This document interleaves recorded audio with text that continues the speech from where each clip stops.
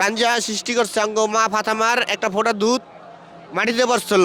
ওই মাটির থেকে তৈরি হয়েছে একটা গাছ, ওই গাছের থেকে একটা ফুল তৈরি হয়েছে, ওই ফুলটাই হয়েছে গাঞ্জা। কেউ কয় তামুক, কেউ কয় গাঞ্জা, সিদ্ধি বলা কেউ হয়। সিদ্দিক কয়।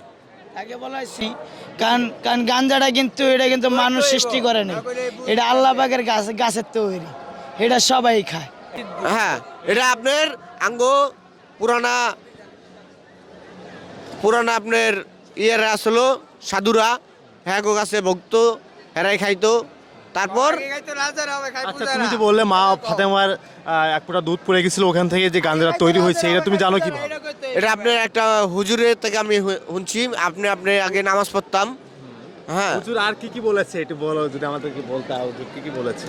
হুজুরে অনেক কিছু বলছে। আপনার 5 ওয়াক্ত নামাজ পড়ো, আল্লাহর কাছে ডাকো, তোমার কোনো বিপদ হবে না কিছু। গাঞ্জার বিষয়ে হুজুর আর কি কি বলেছে? হুজুর বলছে তোমাকে খাওয়ার কথা বলছে? না, খাওয়ার কথা বলে নাই। এই যে রোজ জগতে বাইরেই আপনার টোকাই জগতে বাইরেইয়া এই যে আপনার অপায় গাঁজা ধরছি, অপায় সিগারেট ধরছি। আচ্ছা, এই গাঞ্জা খাইলে কি হয় যদি আমাদেরকে একটু মানে অভিনয় করে দেখাইতে?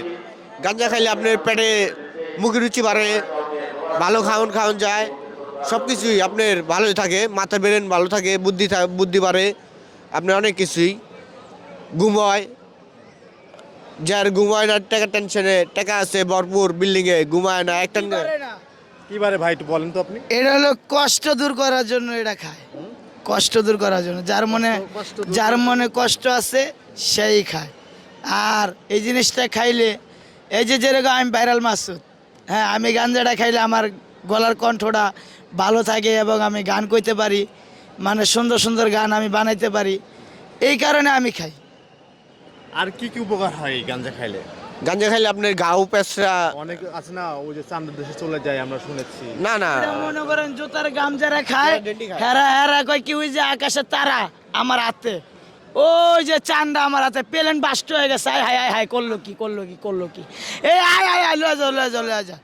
ওরা এসব নিয়ে মজা করে, কিন্তু ওদের এটা সেন্সটা হারা যায়।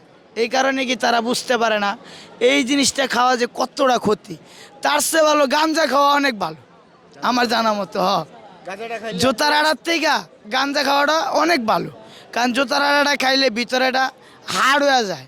মানে কি হাড় বলতে কি একদম কাঠ আছে না, কাঠ হয়ে যায়। এই যে আমি দুদিন খাইছিলাম, খাওয়ার পরে মনে করেন এই যে জান্নাতের লেগে টান দিয়েছিলাম, টান দেওয়ার পরে এই জায়গাটা সুরসুরি ধরলে খালি খাইজানি উঠে, মানে খালি খাইজানি উঠলে খালি খাইজাইতেই মন চায়। মানে এই জায়গাটা অনেক মনে হয় কাঠ হয়ে গেছে, এই কারণে আমি বলছি। আর গাঁজাটা খাইলে আপনার গাও পেঁচড়া, আত কাটলে, প্রেমিকের লগে ঝরকা করলে ওই আত কাটে। আপনি গাঁজাটা খাইলে শুকায়, টানে। মানে এটা মানুষ সৃষ্টি করে, এটা আল্লাহ সৃষ্টি করেছে। এটা আল্লাহ গাছের তৈরি। আল্লাহ কেন সৃষ্টি করেছে এই গাঞ্জাটা বলো তো? গাঞ্জা কেন সৃষ্টি করে সেটা যদি আমরা জানতাম তাহলে আমরা কি খাইতাম? না, খাওয়ার আগে তো অবশ্যই জানতে হইব যে আসলে খাইলে কি হবে, এই বিষয়টা জানতে হবে না। না এটা কারো মনে গাঞ্জা এই সৃষ্টি করেছে?